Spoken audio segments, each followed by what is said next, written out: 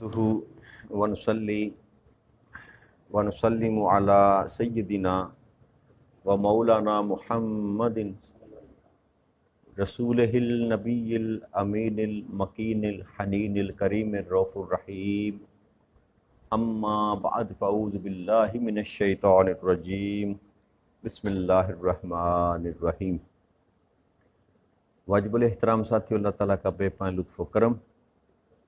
اور اس کا احسان عظیم ہے کہ جس کی توفیق سے ہم اس کے ذکر کے لیے اس کے گھر میں جمع ہیں۔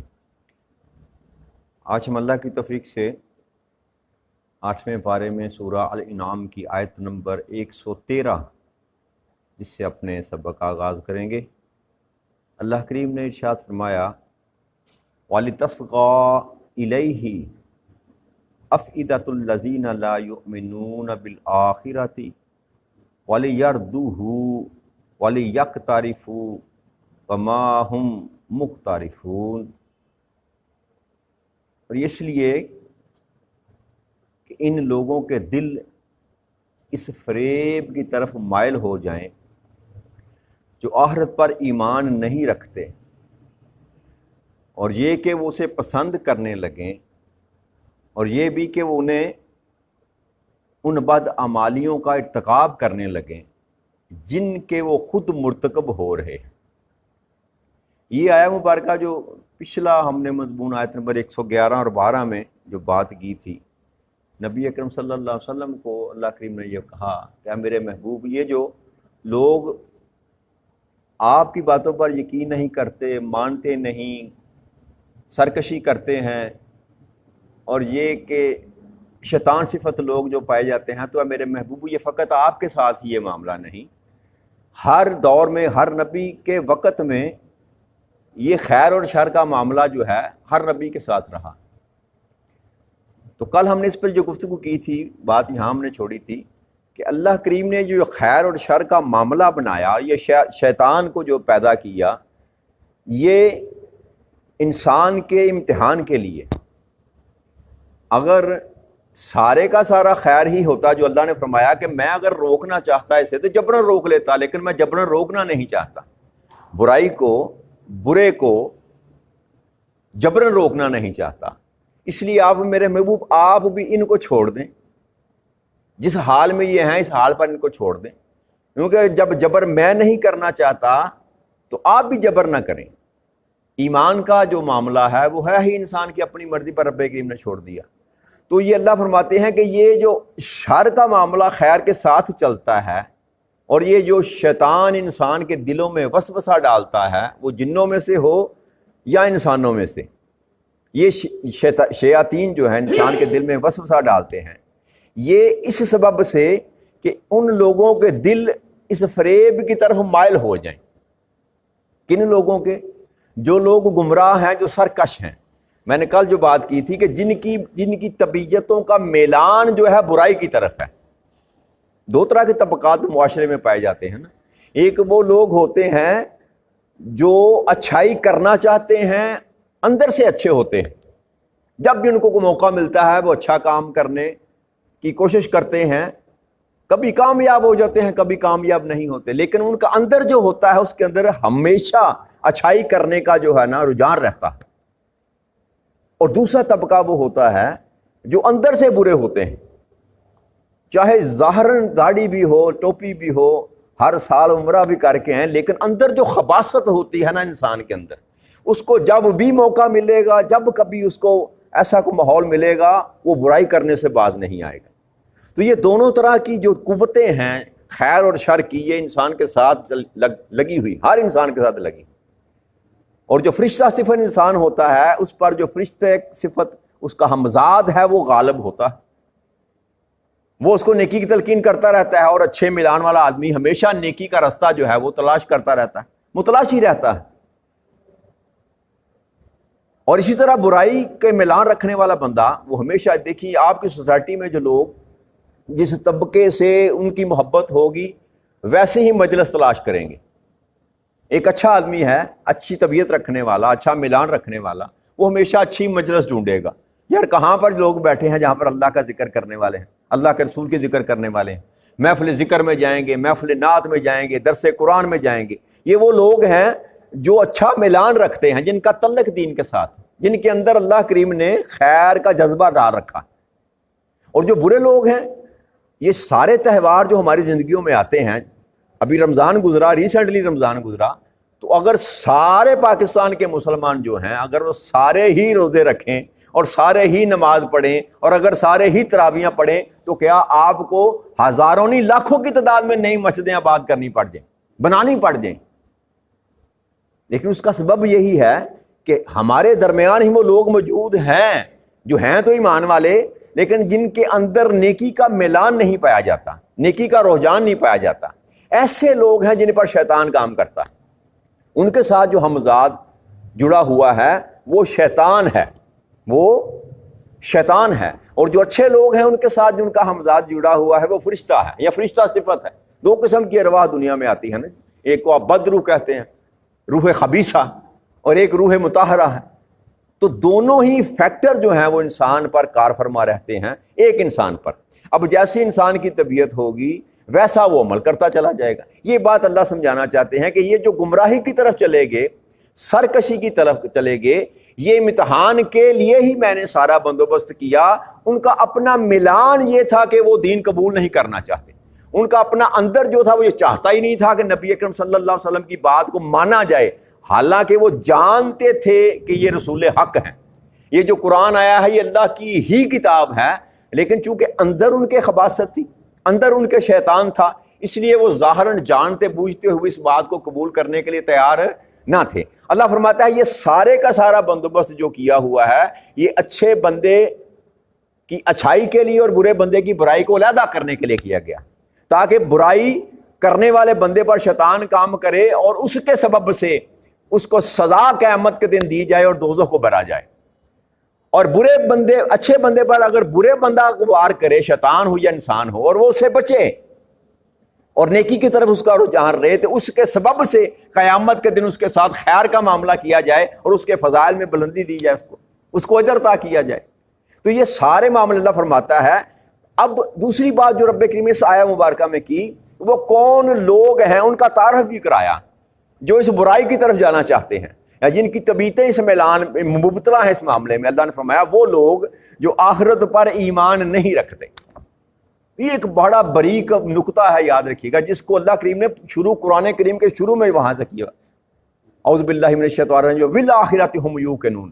جو ایمان رکھتے ہیں اس بات پر کہ آخرت ہونی ہے، آخرت ہونی ہے۔ یہاں بھی اللہ نے وہ بات کی کہ وہ لوگ جو ہیں اس شیطان کے جانسے میں آئیں گے، اس دنیا پرستی کی، اس مادہ پرستی کی گیم میں وہ انوالو وہ لوگ ہوں گے جن کا آخرت پر ایمان نہ ہوگا۔ جھوٹ وہ بولے گا جس کو اس بات کا یقین نہیں ہے کہ میں نے اللہ کے سامنے جا کر جواب دینا ہے۔ چوری وہ کرے گا جس کو یہ خوف نہ ہوگا کہ میرا محاسبہ کیا جائے گا۔ دودھ میں ملاوٹ کرے گا، چینی میں ملاوٹ کرے گا، ذخیرہ اندوزی کرے گا، مہنگائی کرے گا، جھوٹ بولے گا، غیبت کرے گا، ظلم کرے گا،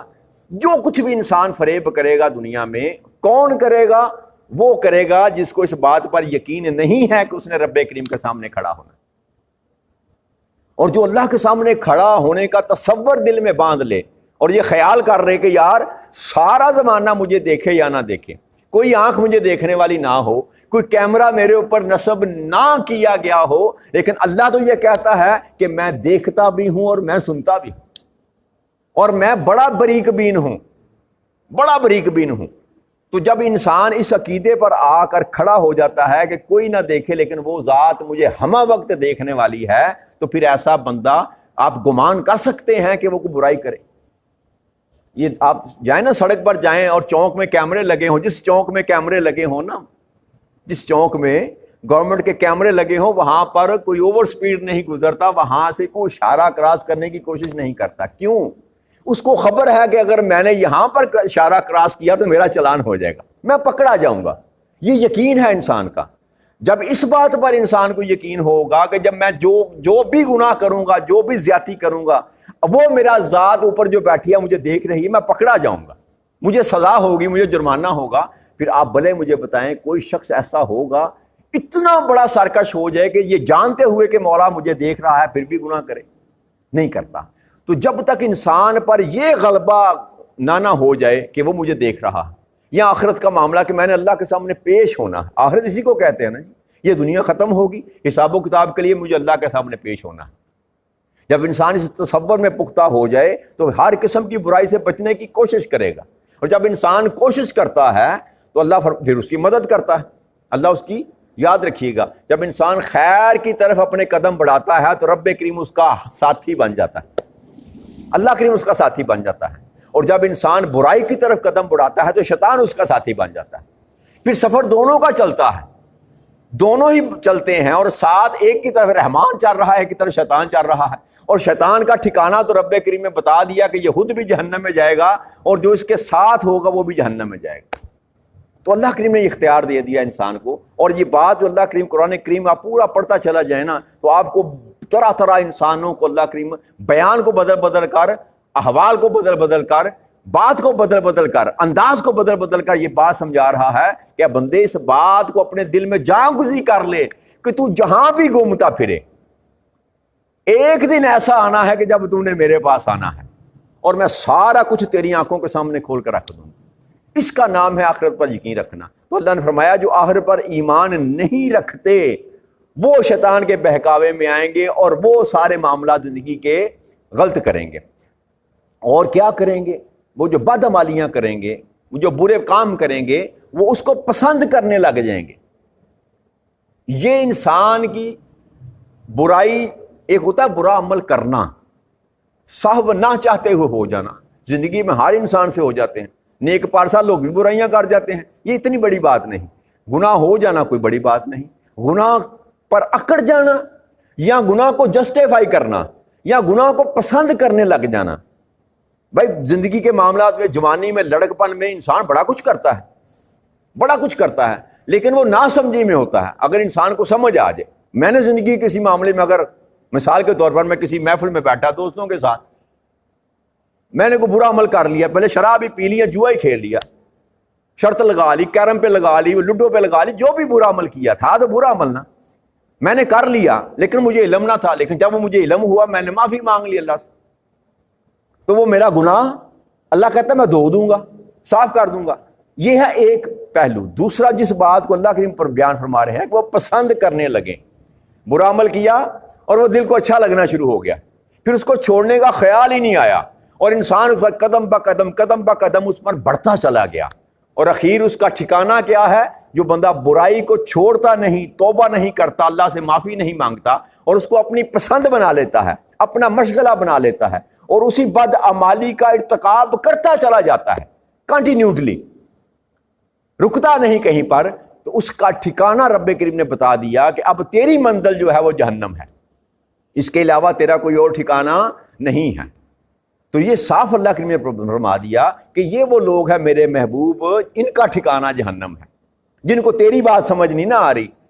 جو تجھ کو کہتے ہیں کہ یہ خود سے گڑی ہوئی کتاب اس نے لکھ لی ہے، استغفر اللہ نعوذ باللہ، جو خود کہتے ہیں کہ یہ پتہ نہیں کیا شاعرانہ گفتگو کرتا ہے، کبھی آپ کو استغفر اللہ نعوذ باللہ مجنون کہتے ہیں، میرے محبوب قصور تیرا نہیں ہے، قصور ان کا ہے کہ میں نے ان کے دلوں کو پھیر رکھا ہے، اس سبب سے یہ کہ اعتراض کرتے ہیں تیری ذات پر، تیری ذات پر اعتراض کرتے ہیں، لہٰذا میں نے ان کے دلوں کو پھیر دیا، اب قیامت تک یہ جو مرضی کرتے پھریں، کبھی ان کے لیے میں نے ہدایت کا دروازہ کھولنا ہی نہیں ہے۔ یہ ہمیشہ ہمیشہ کے لیے شیطان کے غلبے میں چلے گئے۔ اب یہ جو برائی بھی کرتے ہیں یہ اس کو پسند کر کے کرتے ہیں،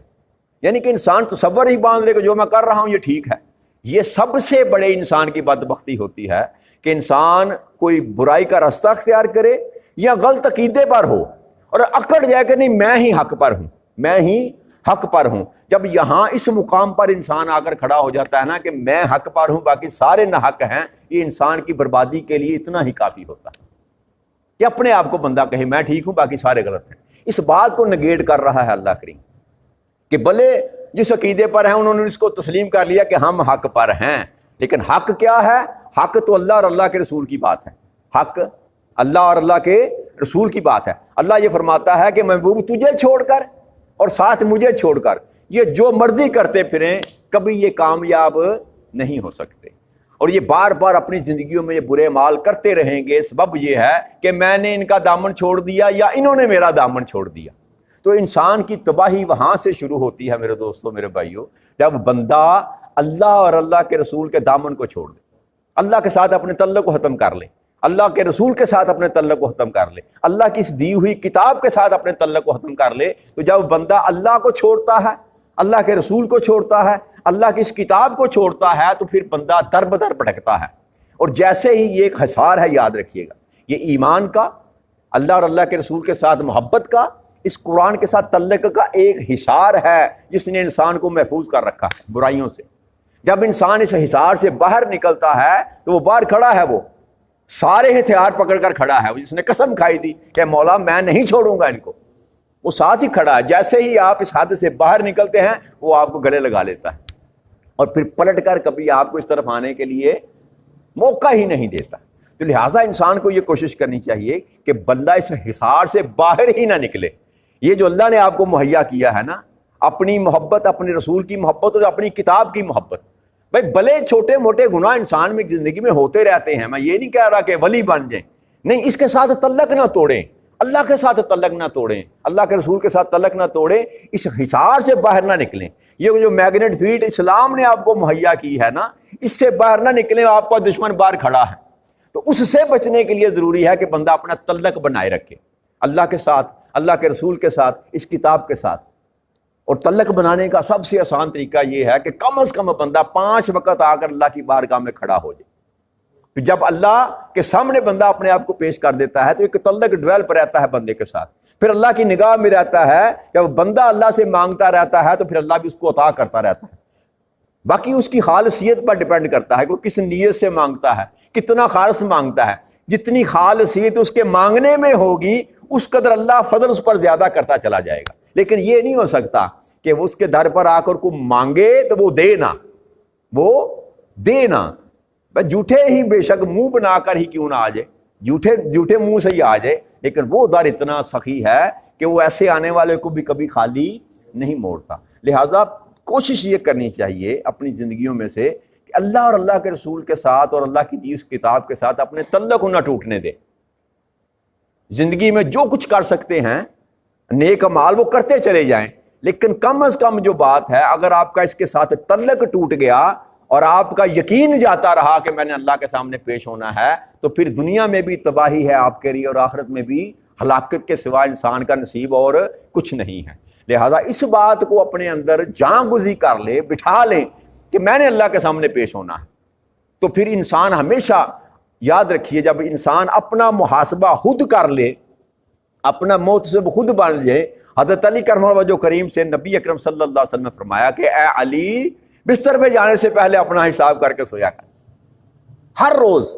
بستر پہ جانے سے پہلے اپنا حساب کر کے سویا کر۔ اگر یہی طریقہ ہم بھی اڈاپٹ کر لیں کہ بستر پہ جانے سے پہلے سوچ لیں کہ میں نے آج کیا کیا ہے، کیا نمازیں میں نے اپنی 5 پوری کی ہیں، نہیں کی نا تو پوری کر لیں،